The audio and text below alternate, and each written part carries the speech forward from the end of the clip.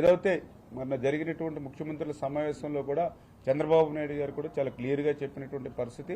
ఈవేళ రాష్ట్రాలు వేరవచ్చు, పార్టీలు వేరే అధికారంలో ఉండొచ్చు, కానీ తెలుగు ప్రజలందరూ ఒక్కటే.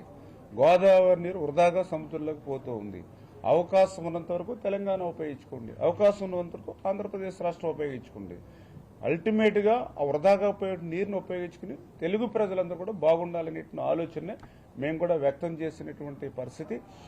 ఖచ్చితంగా రాబోయేటువంటి రోజుల్లో సిడబ్ల్యూసీకి అన్నింటినీ కూడా పర్మిషన్ తీసుకుని ఆ పర్మిషన్స్ ప్రకారమే ఆ యొక్క ప్రాజెక్టుని నిర్మాణం చేస్తామన్న విషయాన్ని సందర్భంగా తెలియజేసుకుంటూ, మీరు ఏదైతే పోలవరం బనకచెర్ల మరి ఏదైతే సముద్రంలో వృధాగా కలిసిపోయేటువంటి నీటిని ఉపయోగించుకుని అత్యంత ఫ్లోరైడ్ వెనుకబడినటువంటి రాయలసీమకు 200 టీఎంసీలని రిజర్వ్ చేయాలని, ఏదైతే పోలవరం దగ్గర మీరు చూస్తూ ఉన్నారు, ప్రతి సంవత్సరం కూడా 3000 టీఎంసీ నీరు వృధాగా బంగాళాఖాతంలో కలిసిపోతుంది.